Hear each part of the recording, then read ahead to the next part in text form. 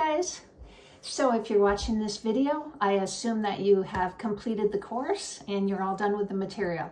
So great job, and I hope that you really enjoyed the course and got a lot out of it. So hopefully you caught the video at the beginning of the course where we talked about the case studies, and maybe you're already well into your case studies and you already have your 3 dogs chosen, but if not, I want to just explain again what we're looking for in the case studies, because this is essentially your final exam for the course. So we want you to find 3 dogs. They can be your own or they can belong to someone else, and we want you to change over, transform the dog, essentially. Change over the diet, preferably from kibble to raw. We want you to find 3 dogs that have issues of some sort. Now, this can range from dry skin, dandruffy hair coat. Maybe the dog has anal gland problems. Maybe it's low energy. Maybe it is the dog is somewhat lethargic, has mobility issues, any issue that you can address nutritionally. And then we want you to make the changes for the dog and explain in great detail what changes you made, why you chose the proteins that you chose, where you're sourcing your proteins, where the customer is going to be buying the food, and specifically what they're going to be feeding, as well as the amounts and the weight of the dog. So you are just basically going to be telling us everything from step 1 all the way through on how you made your change and why you chose what you chose.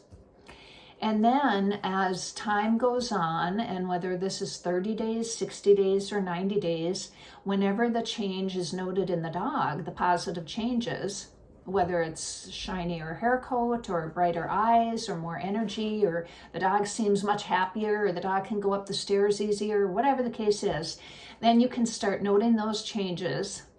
And we want to see also a before and after photo.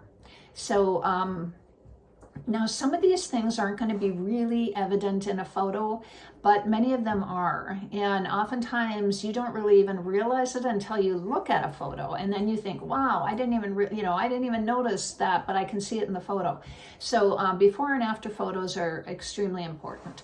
And so that's pretty much it. And so if you also need to explain what the current protocol is for the dog. So what are they being fed? What supplements are they receiving, if any? What meds are they on, if any? And then hopefully, once the dog is on raw for a while, maybe they don't even need to be on the meds anymore. But that's a conversation that the dog owner has to have with their vet. So if you do have a dog that is taken off of meds because he's improving so much, you note that, and that's wonderful. So, and it's not uncommon to have that happen. So if you have any questions, please reach out. You can either message me. I have my phone with me almost all of the time, and I have the Messenger app so I can respond quickly unless I'm on a horse or something. Otherwise, and I'll forward your message to our teaching aide, Liza, and you can message her directly at Carnivore Teaching Aid Liza. And you can find her in our group. So she's one of the moderators and admin in our group. So please go to the group. Please engage yourself in our group. Our Facebook groups with our larger courses are so popular because they're really a great place for support after someone graduates from the courses. And the students in our equine nutrition group, for example, they love the group because it just provides so much great information after they graduate. So you can continue learning from information provided in the groups. Now, the Carnivore group isn't that big right now at this point because the course hasn't been out there quite as long, but we'll be growing, and we look for students to engage in there and help us grow. So I hope you will take part in the group, and I wish you the best of luck and healthy dogs moving forward.